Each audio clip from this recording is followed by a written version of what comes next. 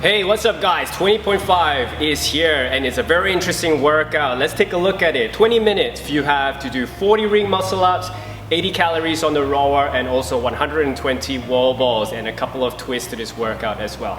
But before we get into that, let's look at the warm-up sequence. Like I want you to do, you need to start turning on your glutes, hamstrings, and warm up your quads as much as you can.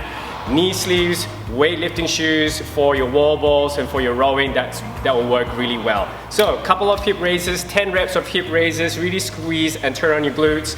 A couple of squats and lunges to warm up your quads. Jump up onto the top of the rings to get some tension swings because you'll be needing to do those for your ring muscle ups and also for your masters, for your chin ups as well. Scale will be doing chin ups, masters 55 plus you'll be doing chest to bar. That's really funny because masters actually have to do chest to bars as opposed to the scaled guys and girls. You only have to do a chin up. Really interesting. Anyway, so after that, what you want to do is to jump onto the rower and also do a couple of calories on the rower, 10 calories on the rower, and then jump onto your wall balls, do 10 wall balls, then back onto the rower again, do 2 rounds of that. So you get the idea of the stimulus that you're going to endure. So that is the warm-up session of it. One of the key things that's really interesting about this workout is it says you can partition it any way you like. So there is no one particular way that you can do this. You can work to your strength. Now this is the most important part here for this workout.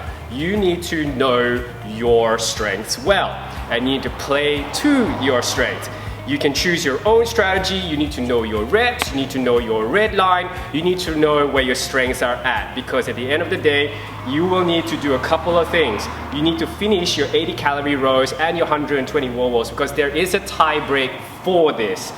So this means here you need to finish this and then chip away at your 40 ring muscle ups if you don't have those 40 ring muscle ups. If you do already and you know that you can hit those 40 over there, you want to make sure that you get that done as quick as you can, or you can try and hammer out your 80 calories and your 120 wall balls and come back and finish off your 40 ring muscle ups, or you can do them in rounds and reps of it as you go. So I've got a list of different types of strategies that you can use in this workout here. So one of these is 10 rounds of maybe 8 to 10 calories row, and then you jump onto the wall balls, you hit about 12 wall balls in here, and in amongst it, if you have 1 or 2 ring muscle ups, hit 1 or 2 and tick them along as you go through. Remember though, you have to finish your calorie rows and your wall balls. Otherwise, if you're, let's say, 115 reps into your calories and wall balls, you don't have a tie break, but you've got a couple of reps of your ring muscles, they really don't count towards it because you don't have a tie break. So make sure you set yourself a good time to finish off this calorie row and also your wall balls. Another option in here would be 3 rounds of 30 calorie rows, your 30 wall balls, looking at probably 10 wall ball shots at a time, broken up into a couple of sets here, and then 5s and 5s.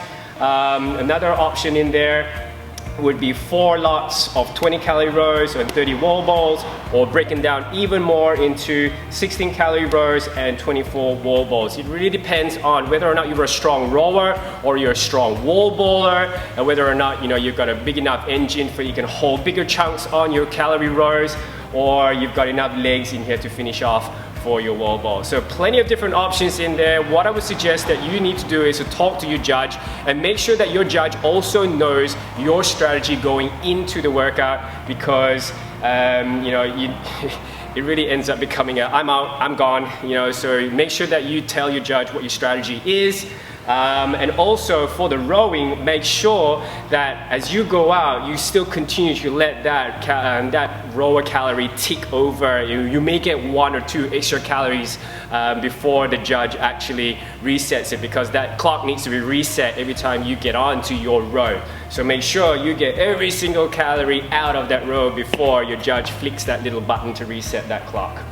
All right. That's pretty much it for the strategy for this workout here. I'm not going to go into the specifics of how to do a ring muscle up, a row, or wall ball. This workout really depends on your strategy going into it, and it all depends on your strengths and your weakness. And again, like I said, know thyself. Really play to your strengths. Otherwise, Enjoy this workout, it's a really good one, and we'll see you in a box soon guys. All the best and good luck.